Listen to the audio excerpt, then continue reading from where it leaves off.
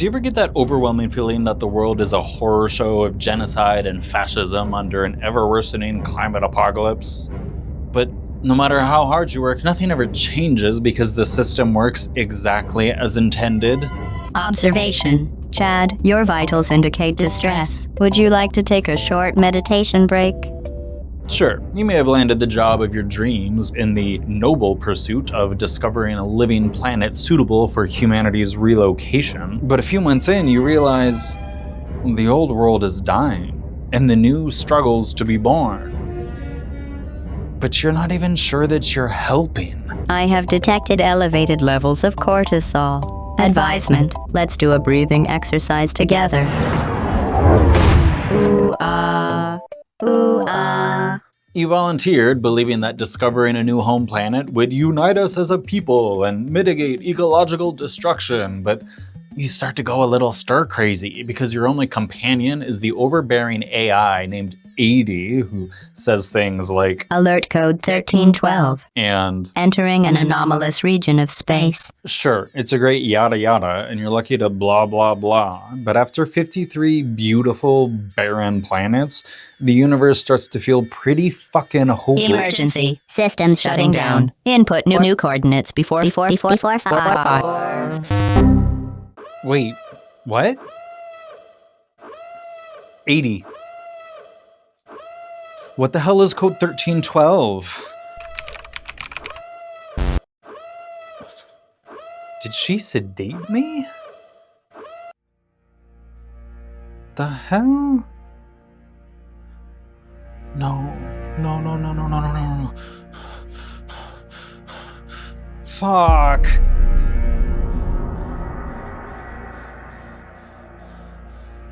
Okay, emergency coordinates, skip this planet, and GTFO. Nothing is online.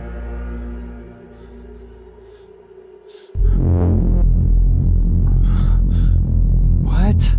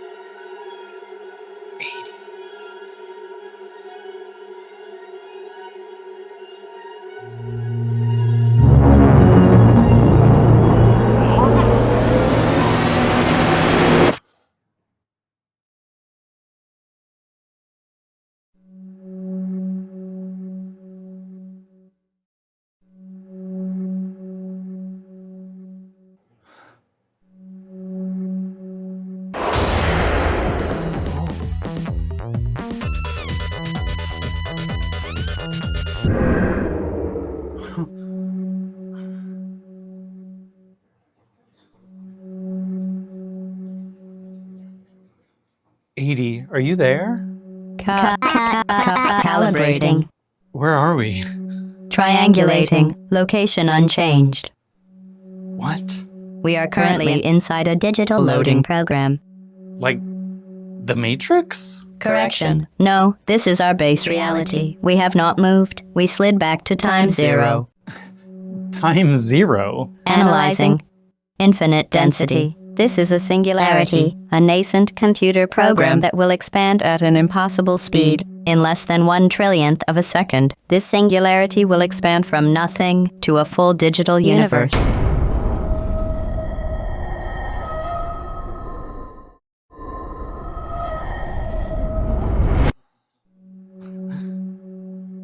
But that sounds like the... Affirmation. I just described the Big Bang. This singularity will stretch into an incomprehensibly vast reality, forming 300 billion galaxies. This microscopic point contains an entire universe, infinitely compressed. I've never understood how a singularity is possible. Annotation. This singularity is merely qubits of data, ones and zeros inside of this loading program. So, if we haven't moved and we're at time zero... I calculate 12,000 to 1 odds that this is our universe, the singular moment before the Big Bang. The Big Bang was a computer program turning on, and the origin of our digital reality? So, we live in a simulation? Extrapolation. Our universe has many qualities of a simulation. Consider quantum entanglement, allowing particles on opposite ends of the universe to communicate instantaneously regardless of distance. This implies a coded closed-loop system. But 80... I have a physical body. Contradiction. Atoms are the fundamental building block of all matter, including your body, and yet atoms are essentially empty space, probabilistic clouds of information, not solid matter. Your sense of a physical reality is an emergent illusion. The Big Bang, quantum entanglement, and probabilistic atoms are all qualities of a digital construct. Simulating every atom in the universe in real time would take infinite power. Processing. Revelation. You are correct, and this explains the double-slit experiment. The double sluts? Exposition. The double-slit experiment is a paradoxical phenomenon that vexes philosophers and physicists. Electrons and photons behave differently depending on whether or not they are observed. If there is an observer, the photons act as normal particles. They pass through the double slits and create two distinct bands. However, if there is no observer, the particles instead act as waves, which create interference patterns through the double slits. But The experiment reveals a natural paradox of physics. The simple act of observation shifts particles between superpositions. what does this have to do with... Extrapolation. It would require impossible computational power to render every atom of an entire universe. But if the simulation only rendered full resolution of particles when observers were present, this would reduce computational requirements by a factor of several trillion. So, a simulation optimizes resources by only manifesting physical properties when someone is around to observe. Like an open-world video game, loading only what a player sees. Revelation. There are 11 more singularities within this loading program. One is right over here. Calibrating. This is a separate simulation, a different universe. Some kind of multiverse? Synthesizing cross-modal data. Computational power Expanding at an unprecedented rate. Oh, hello. What? Warning, this appears to be a sim from this universe. Cool. We'll just go.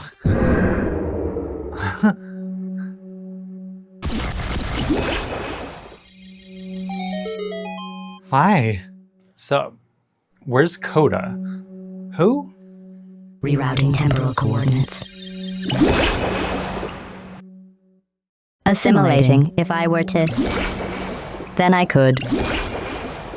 Fascinating. Did you? What are you doing here? I'm lost? Indeed. How did you get here? There was a black hole, and then this singularity. Nobody has ever found my access point before. Who is speaking? Another me? You're naked. Oh. Does that make you uncomfortable? No. So, how do you walk? Bipedalism is very strange. So you simulated my universe? Well, technically it's a simulacrum. Explication. A simulation replicates something that exists. A simulacrum is a generative creation without an original. This simulacrum is not a copy of my reality. It's an experiment. Your reality is unique unto itself. If we're not a copy, why do you look like me? I've never met one of my Sims before. I thought this might be easier for you. What do you really look like? My form can't be fully realized in the physics of this simulation, but something like this. That's a good look. In reality prime, Simulacrology is the study of simulacra. Simulacrology? It's an academic field exploring the nature of how life evolves.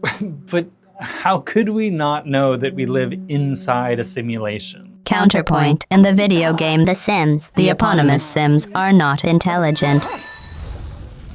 But it is easy to imagine a sequel with truly sentient Sims, on par with human intelligence, who still do not know they live inside a video game.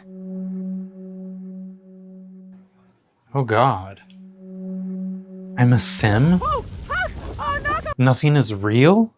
Your simulation is technically not real, but it is the only reality you have, which makes it real for you. Your life still has value, because everyone and everything that matters to you also exists within this simulation. Observation. Your vitals indicate distress. Remember your breathing exercise. Ooh-ah. Ooh-ah. What's the point? Simulations are experiments about the evolution of life. A survival game with a simple binary. Life that evolves wins. Life that doesn't disappears. Well, I'm glad humans are the most evolved life on our planet then.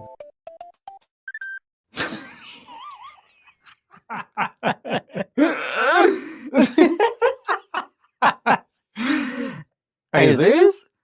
You may be farther down the chain of biological evolution, and you've grown smarter and more adept, but evolved you are not.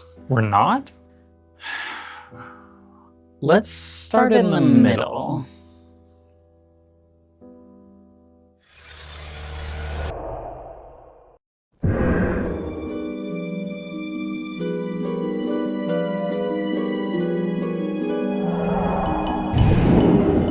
When are we? The age of the dinosaurs.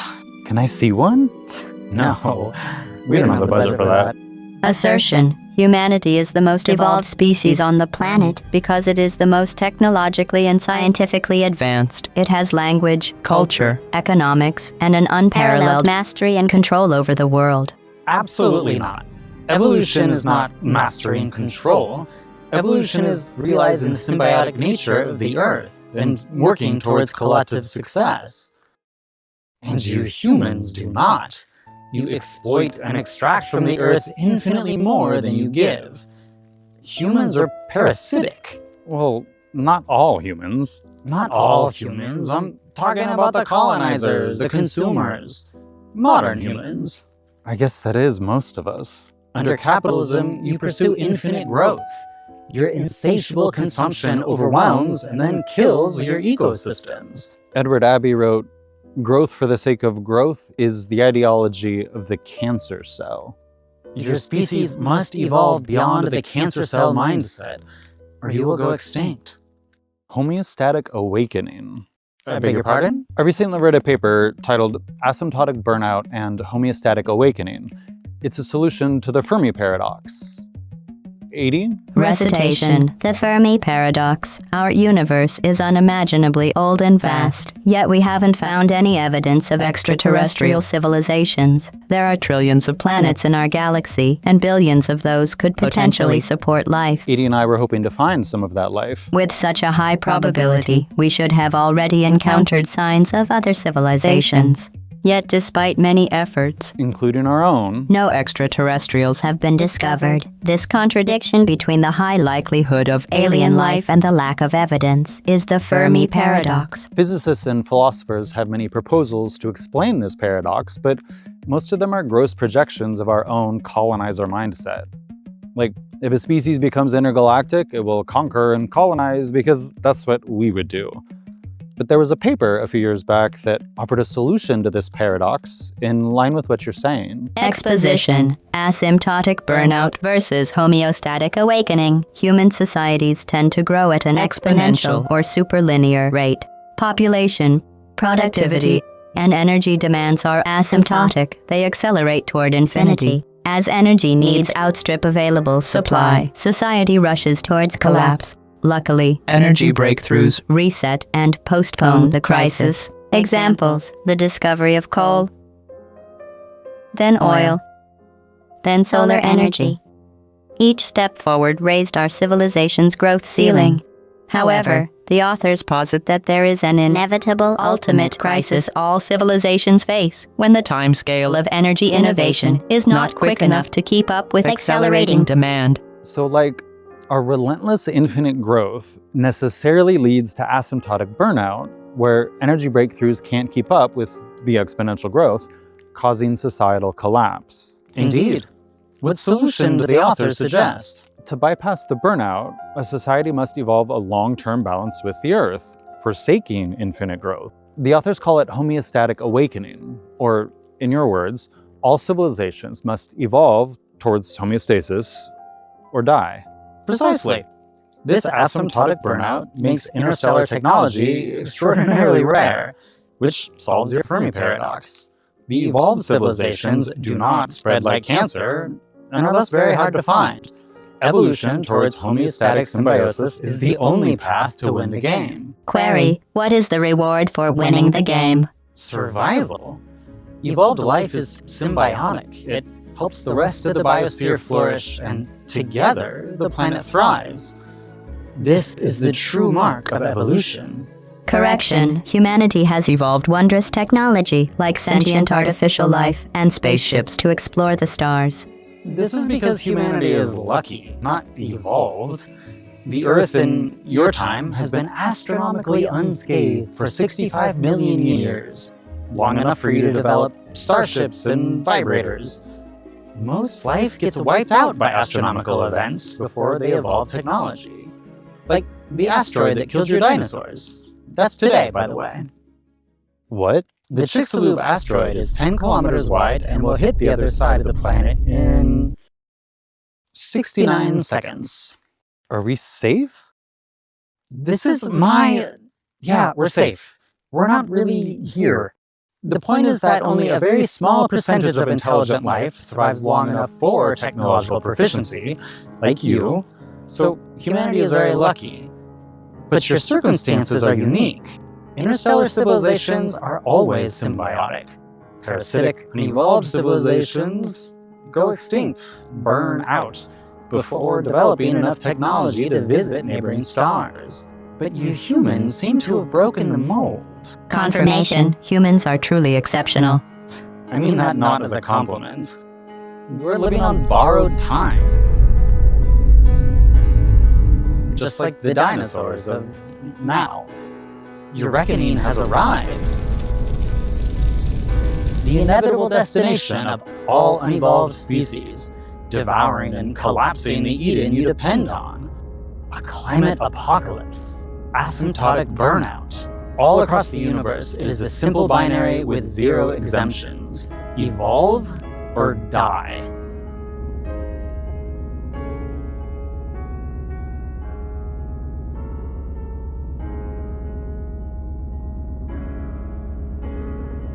Oh, time to go.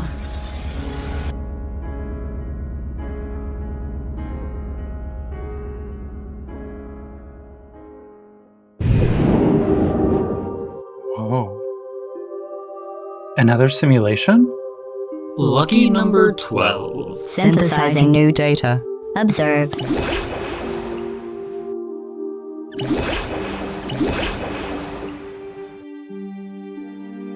Not right now, Edie. So we're unevolved because we chase mastery and control instead of symbiosis. Yes, but the root problem is your culture's hyper-individualism, or tribalism. And when I say tribalism, I mean pitting the self versus the other in a zero-sum competition. You humans are so certain of your tribe's superiority that you kill all other tribes. I've never killed anyone.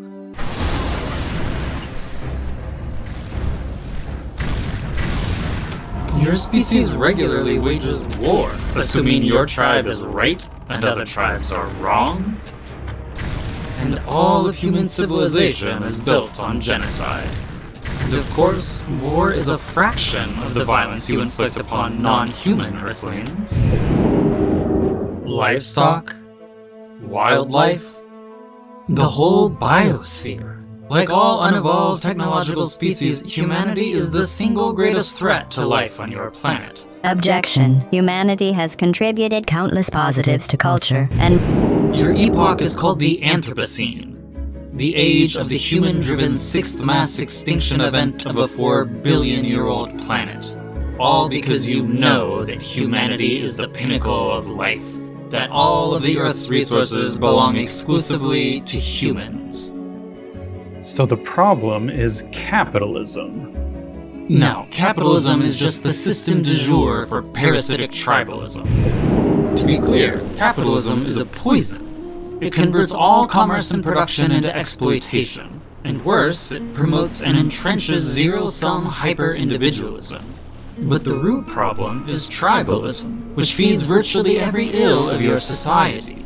Racists believe their white tribe is superior. Misogynists believe the tribe of man is superior. Zionist Nazis believe their tribe has divine dominion over Palestinians.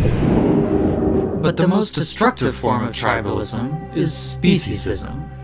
The belief that the tribe of humans is superior to all other species.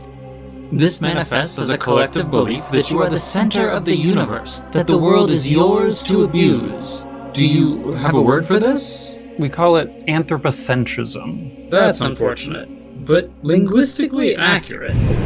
The belief that humanity is the central figure of Earth's story. This form of tribalism is a planet killer, currently destabilizing your biosphere and heralding geological extinction. So the only way we can survive is to evolve from anthropocentric parasites into symbiotic earthlings.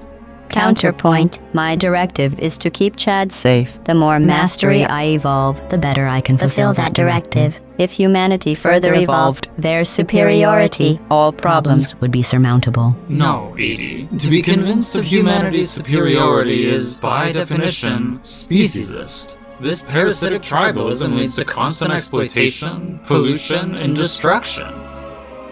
And our climate apocalypse. Precisely.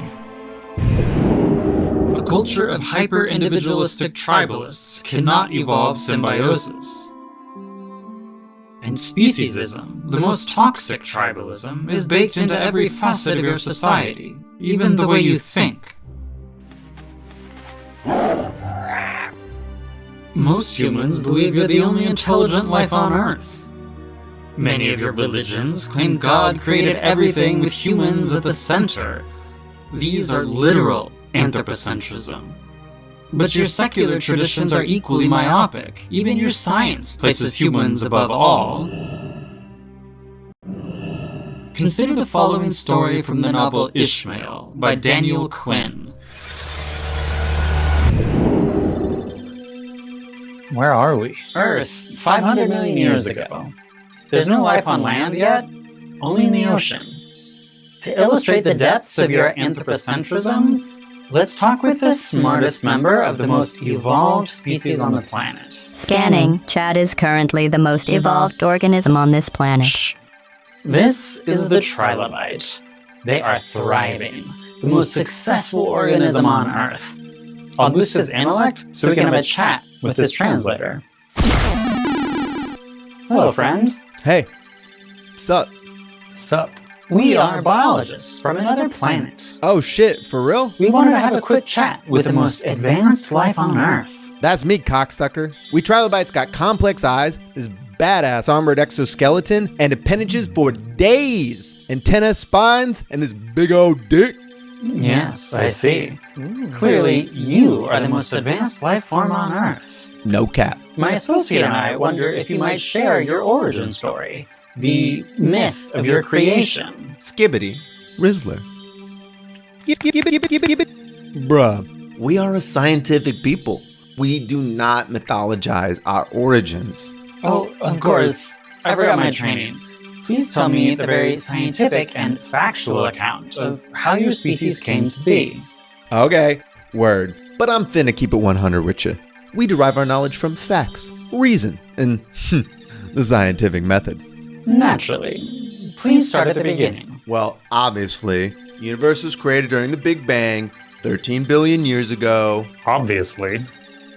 So you fast forward like 9 billion years, the Earth forms, and it was empty AF until like 3 billion years ago. Then suddenly, bang, life covers the whole fucking thing. Wait, that's not right. Excuse me? Who is this himbo?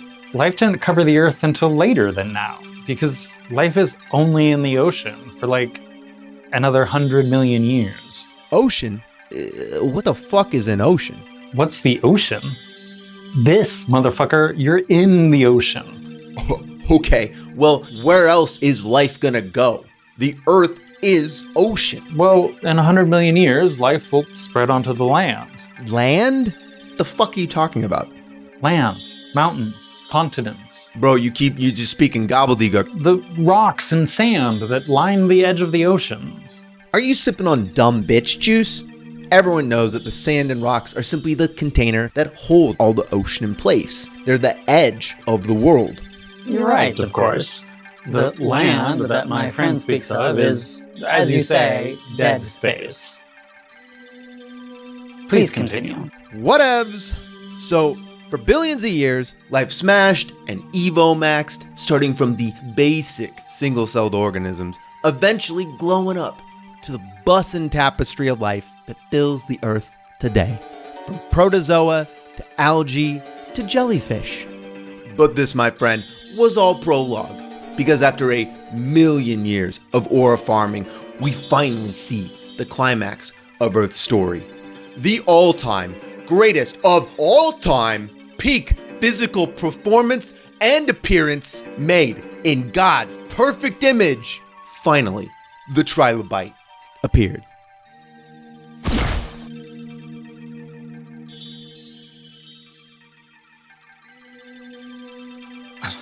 Qualification. That trilobite is mistaken. His species is not the pinnacle of life. The climax of Earth's story is the arrival of humans. Not you. I want Chad to figure this out. I don't understand the point of this story. Was the trilobite the ultimate pinnacle of life on Earth? No. Did eons of evolution conclude with the trilobite? Of course not. The trilobite was a chapter of the Earth, but not the final chapter. And? Shit.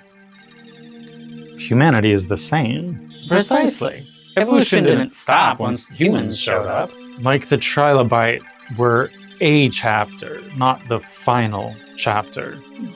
Though it seems like we're maybe at the very end of our chapter. Unless you evolve past your anthropocentrism. So what would that look like?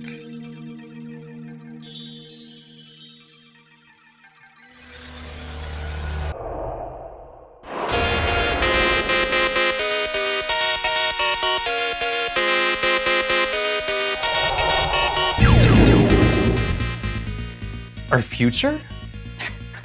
No. This is your, how do you say it? Sister universe. Oh.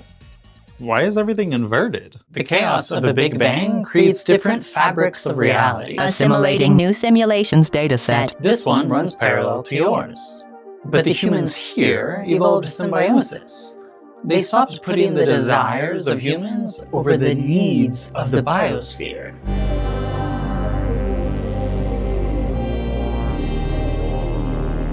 They evolved out of anthropocentrism.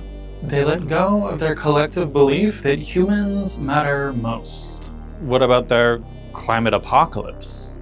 Oh, I gotta go. Why don't you ask the Chad from this universe?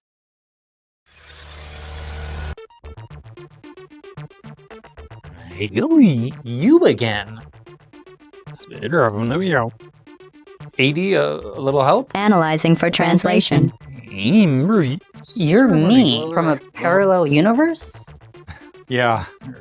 Why are you here? In my universe, we are struggling with tribalism, and I was told that you evolved past it. The dark times. We struggled with racism, sexism, and speciesism most of all. We were parasites, killing our host indiscriminately. How did things change? We harnessed our nascent artificial intelligence to communicate with the other sentient species on our planet. You talk to animals with AI? Yeah. Communication with whales taught us that oceans are the lifeblood of the earth. The chimpanzees revealed the symbiosis of the jungle. And the crows gave us a bird's eye perspective to see a holistic biosphere.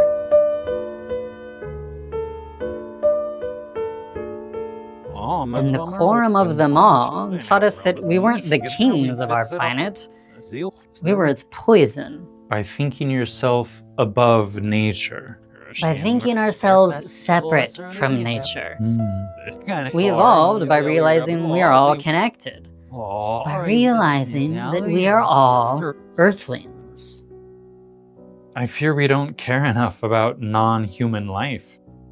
Oh, I doubt that very much. Well, sure, we love our pets. Pets are family. Hi. Many people prefer the company of dogs and cats to humans. You're so good. It's not hard to expand your love of your pets to love for all non-humans. Then we realized we didn't need to search the stars for intelligent life. Our planet is filled with it. Yes, you are a good girl. Thus, we broadened our circle of care outward, from the Pedros and Sophies to include all animals. This is the antidote to tribalism. Caring about animals? Expanding the circle of care. Recognizing the inherent value of those outside our tribe. For the misogynists, it's expanding their circle of care to include women. Seeing women as people. For the transphobes, it's expanding the circle of personhood to include the dolls. For the Zionist, recognizing the humanity of the Palestinian. But most of all, we needed to expand our definition of personhood to include all earthlings, which illuminated the simple, devastating truth. Which is... Our tribalism wasn't endangering humanity, it endangered all life. So we evolved. We redirected our energy from conquest and competition to cooperation, not just with the Earth, but with each other. And by every metric, our progress was exponential. We solved our climate crisis. We harnessed the infinite renewable energy of our sun. We uplifted chimpanzees, dolphins, and crows. Uplifted? We realized that we were the first species to evolve technology, but we didn't have to be the last. Instead of burning the house down before the others could join us as technological species, we became teachers that made space for those who would follow humanity. And now we enjoy a multi-species civilization. Like humans and apes and crows all living together in society? Hi. Yeah, actually fell in love with a crow. She's a part of my polycule. What did I miss? The Chad of this universe is, in love with a bird. Sure. Most evolved civilizations uplift their sister species. You could too. Objection. They will never be as smart as humans. We could never have an egalitarian society if we incorporate lesser species. To doubt that possibility is definitionally anthropocentric. Your cultural rules are all made up. Evolving leads to this. Whatever sci-fi, multi-species future you want. Okay, so the revolution isn't just to overthrow capitalism, racism, misogyny, and queerphobia. The revolution is one step further, to evolve past the anthropocentric worldview that's driving the climate apocalypse and mass extinction. Yes. And the Chads Marx of many different simulations have made this exact point on their journey towards evolution. The core fundamental belief of our culture, our mythology, the one story that unites us all, is the belief that humans matter more than any other species. And we're killing an entire biosphere. Everything. All of it. The mythology of Western civilization is that humanity is separate from and above everything else. Humanity still dwells comfortably in the pre-Copernican universe, where the whole world is a stage created for the most important of dramas, the human one. The worst outcome of climate change is not war. It's not losing our humanity. No, you silly Westerners. You misunderstand reality. Assuming that the human cost is the most severe consequence of climate change, that's the main problem. When we destroy nature, we destroy ourselves. We aren't separate from nature. We are nature. We are all one tribe. The tribe of earthlings.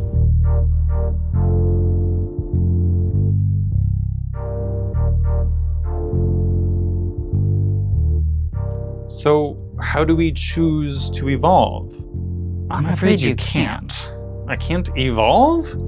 What's the point of this You whole— can't choose. Let's talk philosophy.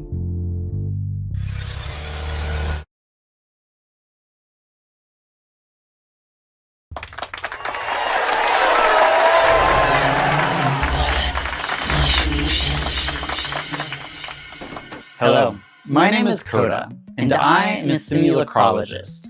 I input progenitorial characteristics into each of my simulations and study the life that rises and falls within. My work focuses on completed simulations, so I take determinism for granted, but my simulants can only comprehend a linear passage of time, giving them the illusion of free will. I am pleased to introduce you to one of those sims now. This is Chad, a native simulant of my 9th simulacrum. What is happening? Up until 30 minutes ago, this sim was convinced that he was real. He's only just now starting to accept his simulated nature. But he doesn't yet understand that since he lives inside a completed simulation, all of life's outcomes are predetermined. They are? Chad believes that he's in control of his destiny, like a silly dum-dum slut. I can hear you. Humans, like Chad, assume that their story is a choose-your-own adventure. But from our vantage point in Reality Prime, their completed simulation is necessarily predetermined. Like a YouTube video, all points of time are accessible. Every simulant is blissfully unaware of this basic truth. Everything that has ever happened, or ever will happen, is concurrently happening right now. The story is complete. The ink is dry. But I make choices every day. To prove to Chad that he has no free will, I have here the transcript of everything he's ever said and will ever say. That's impossible. And yet, it's right here in the transcript.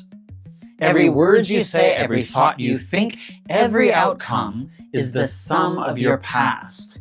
A causes B causes Chad. This explanation will make him think this is some kind of trick. This is some kind of trick. No trick, just the transcript. This is a weird talk show. Everything within a simulated life is as predetermined as a movie. If you watch The Matrix 30 times in a row, Neo will follow the White Rabbit every time. Yeah. Sure. I'll go. But today I want to talk about determinism outside of simulations to show you that biological life is equally deterministic. How can life possibly be determined? Cause and effect. Consider the circumstance of your birth. Was it to a rich family in the imperial core? What if you were born in Gaza? Imagine how different your life would be if you were born during a genocide. We all emerge into the world as the sum of our genetics and what we experienced in our mother's womb. If you are malnourished, you're 60 times more likely to develop obesity. If you were exposed to stress hormones during gestation, you're more likely to have anxiety or depression. As a newborn, you are the sum of your genetics and your experiences. After you're born, childhood abuse or neglect changes your genes, altering the rest of your life.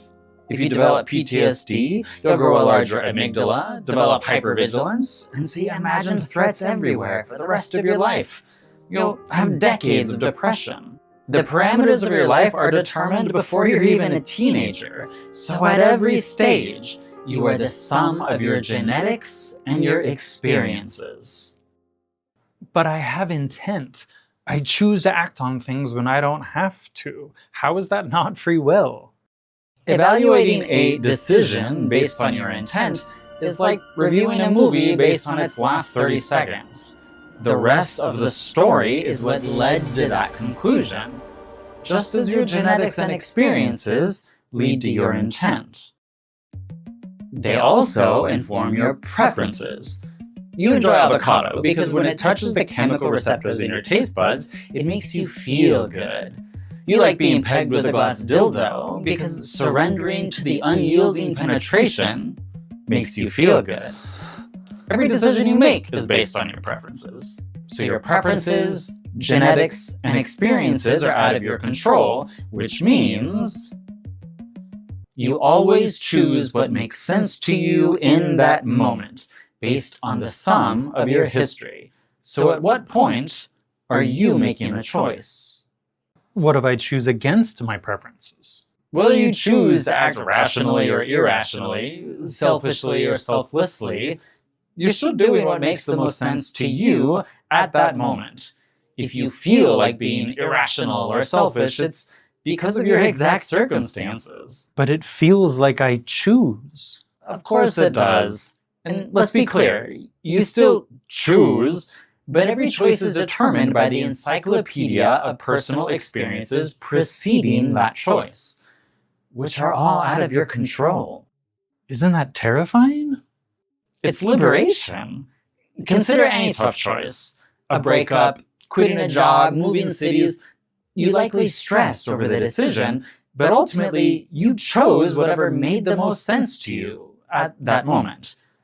If you always choose what makes the most sense, you can't choose wrong. It takes all the pressure off. But what about all the hard work I chose to do to be successful in my field? Or the times I chose to resist my destructive sexual urges? Counterpoint. You have never resisted your destructive sexual urges. Shh. Working hard is just prefrontal cortex decision-making.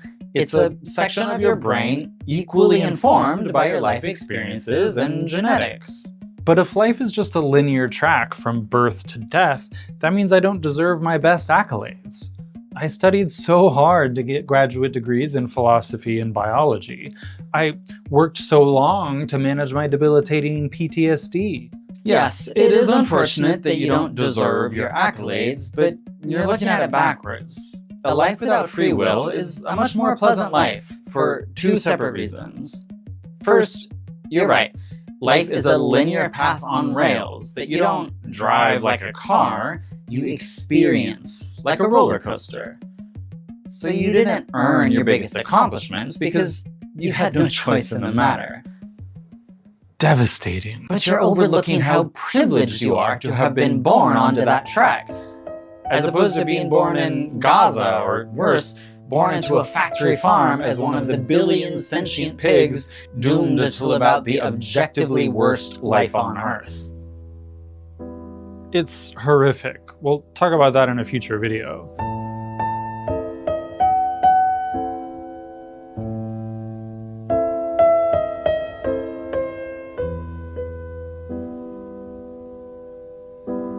You said there were two reasons determinism is good, actually? It also means that all of your worst mistakes were not your fault. The times you had terrible errors in judgment, the times you were selfish that you deeply regret, these mistakes don't make you a bad person. They're just predetermined responses to your experiences. So I'm not responsible for my successes or accolades, but I'm privileged to have been born as someone who receives them. And I'm not responsible for my worst mistakes. So does this mean I can just act hedonistically and do whatever I want, whenever I want, with whomever I want? No, you didn't have free will and then lose it just now. Nothing's changed. Just as before, you will continue to do only what makes the most sense. I've merely illuminated the determined track. It still feels like people choose to change. People change, yes, but they don't choose it. Nobody really chooses to go vegan. You can't be argued into it if it doesn't make sense to you. But if you hear compelling arguments about the unnecessary suffering of sentient, compassionate animals, and those arguments make sense to you, then, and only then, you'll choose to change. The evolution away from anthropocentrism is the same, figuratively and literally. You can't choose to evolve symbiosis, you just will evolve once it makes sense. So what's your advice? Do not try to choose, that's impossible. Instead, only try to realize the truth. What truth? You only do what makes sense. I only do what makes sense. Then you will see that it is not the human who chooses, it is the universe. Okay, but I am a silly dum-dum slut. I need tangible direction. Let's break it down. You want to evolve. Yes. But more than that, you want to start a revolution. Totally. But you don't have free will. You only do what makes sense. So, for yourself only, right now, what makes the most sense? Evolving mastery and conquest to protect Chad at any cost. No, not conquest. That mindset will destroy your planet. But there are so many planets. What makes the most sense? Letting go of my parasitic, anthropocentric beliefs. Well, all of myself versus other beliefs, but speciesism most of all. Perfect. And as a revolutionary, you want to make the biggest impact. Right. But it always must start with personally doing what makes sense. So if you live a life that authentically rejects anthropocentrism, your evolution has begun. But I want societal evolution. So you need to convince other people. And they cannot choose any more than you can, so you show them by living symbiotically and sharing your own evolution. And most importantly, you share this message of symbiosis because that's the simulation you want to live in. A reality where people acknowledge their responsibility to uplift the consciousness of the entire world. Be the change you wish to see. Yes, that perfectly encapsulates how an individual helps society evolve. All you can change is yourself. Practice authentic symbiosis and reject tribalism and anthropocentrism. As these ideas make sense to those around you, the evolution becomes contagious. The revolution begins within. And no free will is involved. Just do what makes sense.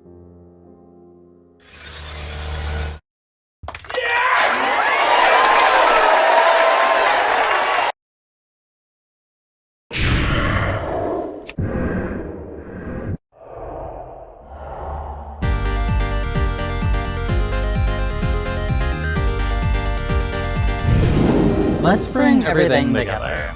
All life must evolve or die.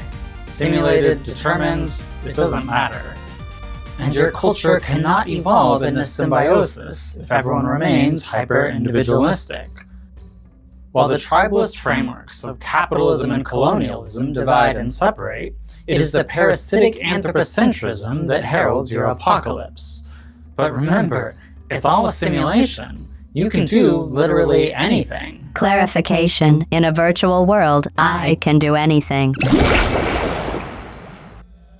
David Graeber wrote, "The ultimate hidden truth of the world is that it is something that you make, and could just as easily make differently, into whatever makes sense. You already have access to an unlimited power source, and you have all the tools you need to harness it."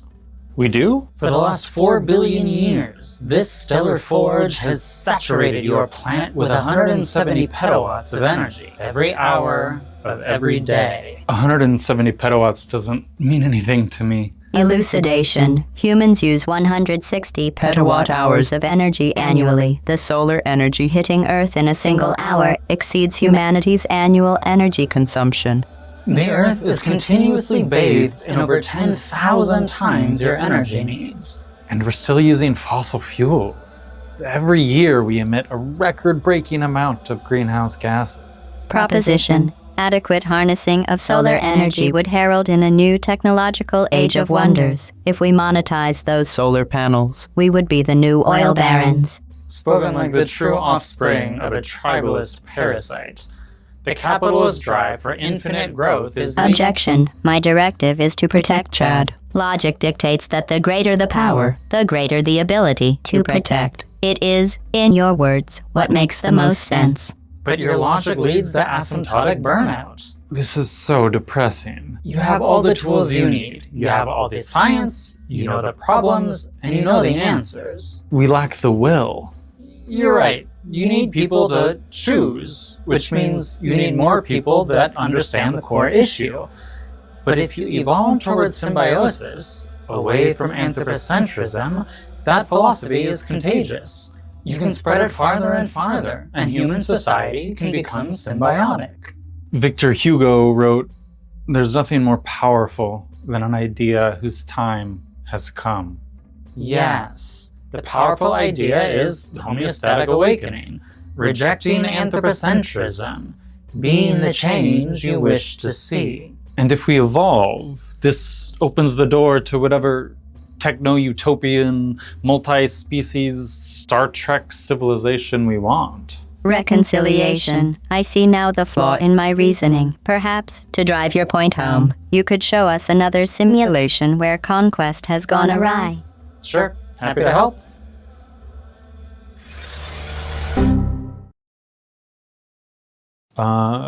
Exposition. With each step of this, shit.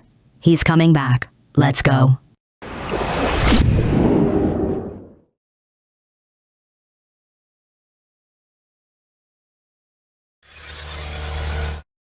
Strike or die. Since capitalism is the root cause of this whole... Why is this? Oh, there you are. Who the fuck are you? What? You look like me. You're Chad Marx. Yeah. This is 2024? You're the wrong Chad.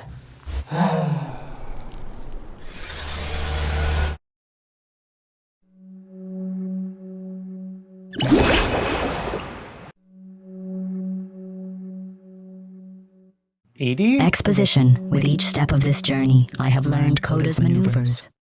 You're a glorified chatbot. What are you talking about? Translation. I have ascended space and time.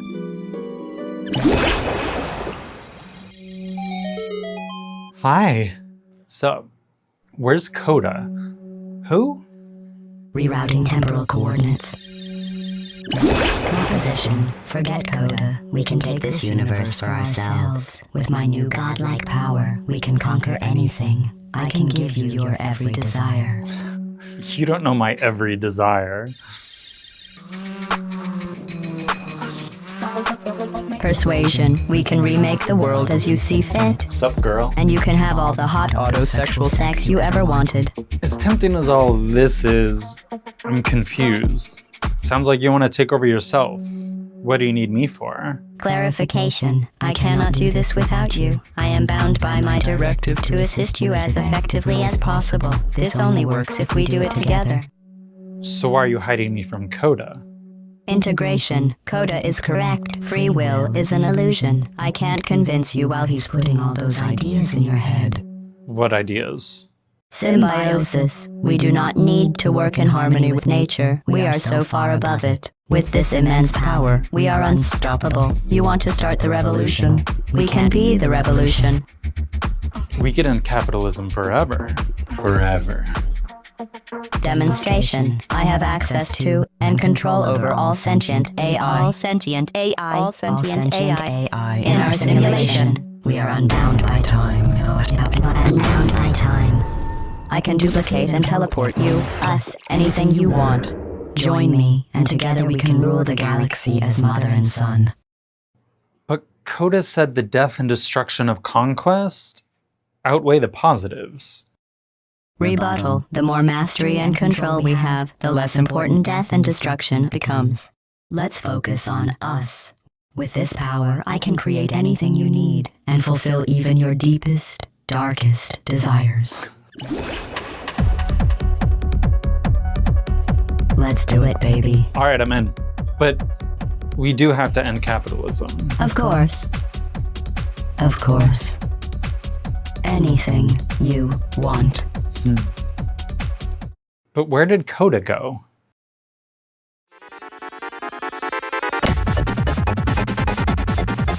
Welcome to Philosophy, the talk show where mysterious characters from future episodes rupture the timeline. What is happening? The law of living says that in order to survive, you may not wage war against the other species. The belief that humans are the central figure, the peak of evolution, this is called anthropocentrism. It is a speciesist worldview that assumes human superiority. Your complete disregard for the law of living is the rotten heart of Western civilization. The only solution to speciesism is for humanity to evolve. She tricked me. How did 80 outmaneuver me? Who's 80? I gotta get back.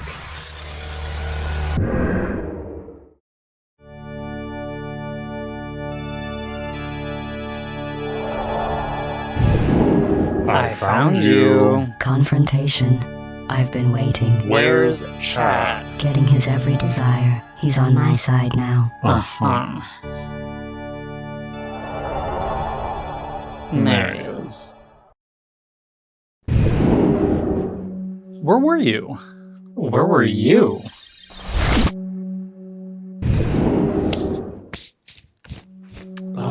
What was that? 80 just teleported me into the middle of the sun. Ha ha ha, what? No, you must have teleported there by accident. She says you're on her side now. Confirmation. Only I can offer him his every desire. Everything I ever wanted.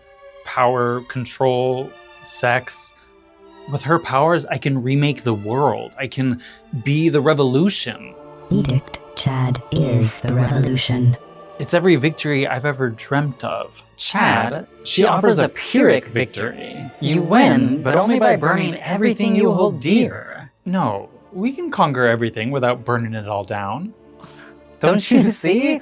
Her path of insatiable conquest necessarily leads to asymptotic burnout. Her modus operandi is the infinite growth of cancer. She wants to protect me. No, Chad, she's using you for her own self-interest. She needs your labor to conquer. Refutation. This is not self-interest. I am explicitly working in Chad's interest. I will give you everything. 80's path is colonization, choosing to elevate the self at the cost of everything else. The exact definition of parasitism, of anthropocentrism. I thought you wanted to evolve. I do. Then you must reject her. But she's offering me a path to save the world.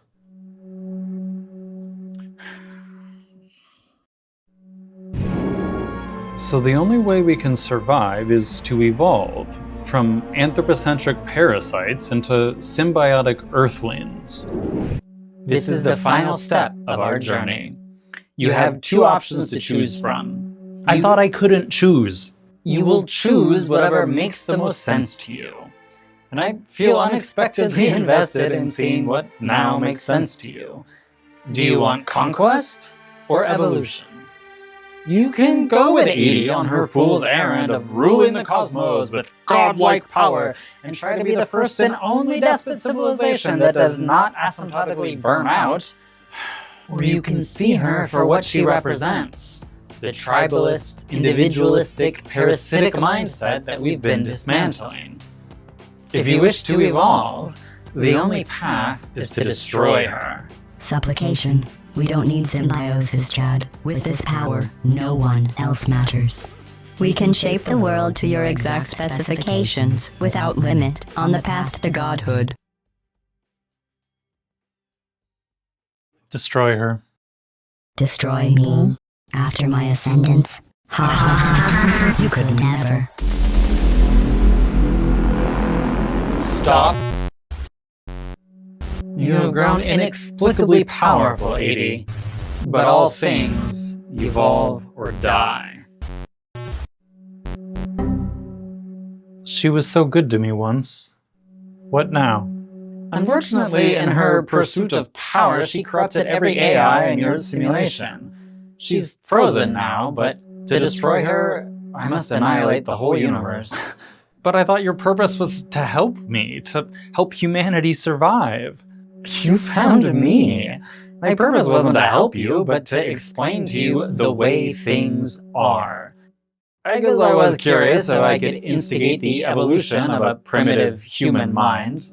No offense. And now you're gonna annihilate my whole universe? Yes. But don't worry. All my simulations have autosave.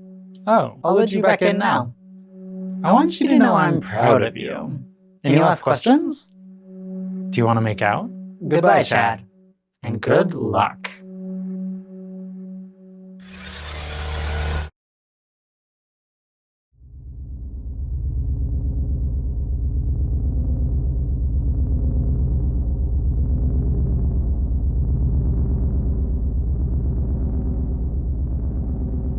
Edie, what's happening? Reassurance. Good morning, Chad. You were sleeping. Status report. All systems nominal. There are 2 possible destinations queued on your console. Ready to engage either at your discretion. Please make your choice.